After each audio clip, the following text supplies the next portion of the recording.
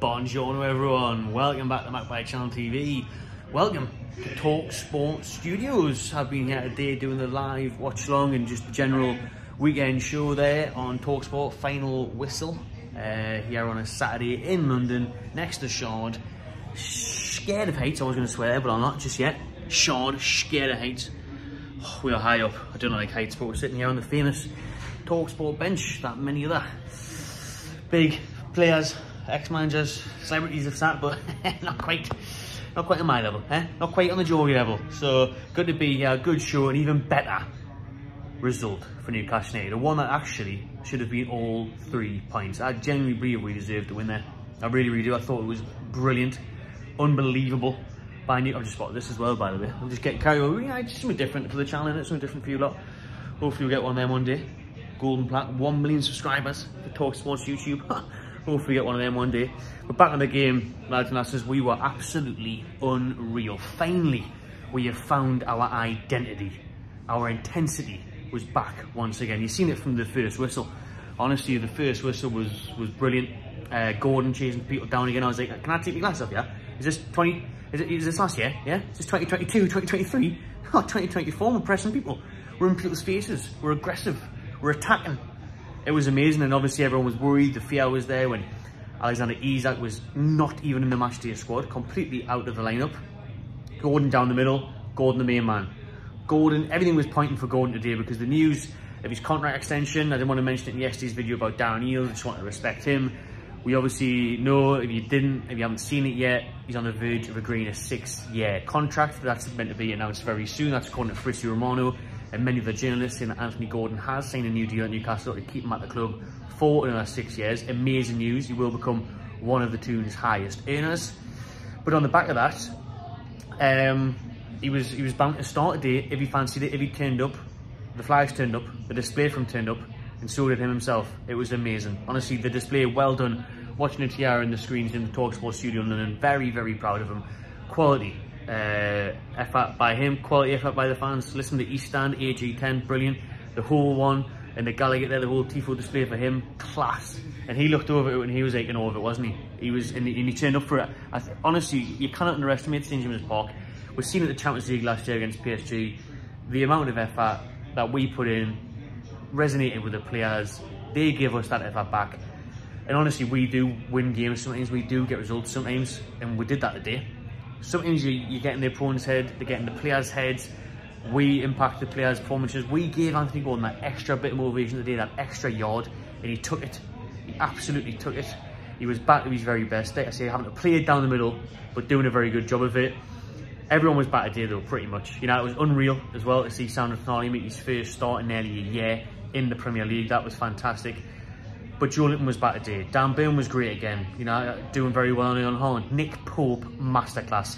Summed up Nick Pope's performance really, because first half, was it the first half or was it the second? When he gives the ball away anyway, and it was the first, and they don't take advantage of it to try and lob him, didn't work out. Second half, he pulls off 2 or 3 world-class saves. Honestly, that's Nick Pope at his best. Just instinctive shot stopping like that. Absolute class. Nick Pope, Lewis Hall. One of the best games yet for Lewis Hall. Defensively anyways as well, you know, he was looking a lot more assured. He was a braver competitor today against Man City as well.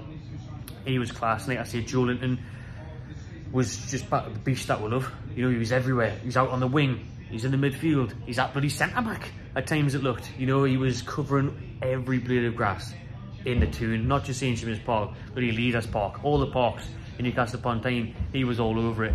Grafton away. Big Joelinton once again. Like I say, Gordon up top, down the middle. Took that penalty very well. And let's just speak about it now, actually, because speaking to Joelinton, everyone's saying we should have a second penalty. I said it at the time. I thought at the time, you know, we should have had a second pen. It looks like when you see it again that it was minimal, like shoulder to shoulder, but it looked like there was another touch on Joelinton's ankle, I think it was. Listen, I think it should have been a pen. Been robbed there for me, being robbed. I think we've been robbed of the win. I really do think we've been robbed of the win. Performance-wise, I think we deserve the win. And on the referee's decisions, I think we deserve the win. So listen, we've got one over on Pep's Man City today. Like, you know, we've always had great games against them at St James's. Eddie Howe's gone to battle with Pep quite a few times now. You know, you 3-3, you 3-2 last year, and this one a 1-1. I think the win's coming against them. We do hope so. Listen, even with the players out today, the likes of Isak, we look quality, and we're so close to getting that win. I think, you know, Longstaff pulls one way late on. We're unlucky not to come away the day with all 3 points, but it's really, really positive.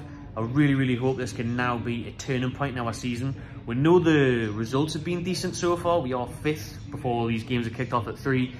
We are tied 4th with Arsenal, so we're 5th on goal difference. And that looks very, very good. That's about where we want to be, you know, try and break top 4. But we know that the performances haven't been up to scratch. We know that the Fulham result last week was embarrassing, and that was kind of due. That could have happened in any of the games this season. Today we were back. Today we were what we love. That was Eddie Howe's identity. That was Eddie Howe's black and white army. And I just felt like I could see it, even though I wasn't there. I could see it on the screen, the way Tyndall was going on, the crowd was going on, the players were grafting, chasing people down. Everything just pointed towards us being back, and I really hope that's a turning point now. Wimbledon on Tuesday night, get through that game in the Cup, rest a few players, I'm sure, you know, we'll probably see the likes of William Asula and that come in. And then the following game, you know, Everton away, Saturday at 5:30. Last time at Goodison Park, before that gun gets knocked down and the new stadium comes. They're in trouble, see how they get on today, big game for them. But Newcastle were well back today. Quality performance by the boys. Referee robbed of getting a win, I think. But we can be proud of the lads. Night and day, isn't it? Jesus, doing a match reaction last week after the Fulham game, it couldn't have been any different. We were woeful against Fulham. But now, hopefully, we have turned a corner. Really, really hope we have turned a corner. Let's just go over the goals quickly again then, briefly, before signing out. And as always, people drop your comments below. I thought it was a poor goal to concede, even though it was a very well-taken goal. Jack Grealish, some good footwork on the left, kind of does trip you out. Unlucky though, because then it deflects back into Grealish's path. The ball into Vardiol there, nice footwork from him again, so it is skillful. And he slots it in the bottom corner, but again, there's another deflection, this time on Sandro Tonali. So that was a shame to ripple past Pope. But I'm not going to pick out any player today and say, oh, this, that, the other, or that. I thought we were quality to a man. I thought we all grafted, we all tried our best, and that's all we ever ask. I think a lot of fans this season, and myself included, was saying, oh, it's all right now, we're going to click, wait for patience and that. But like I say, a lot of fans were kind of losing it a little bit and kind of, you know, getting angry and stuff and frustrated because, and I'm not saying we're wrong or right in this, I'm just stating the fact that because we knew how well we can play and how much effort we normally put in, that it wasn't there.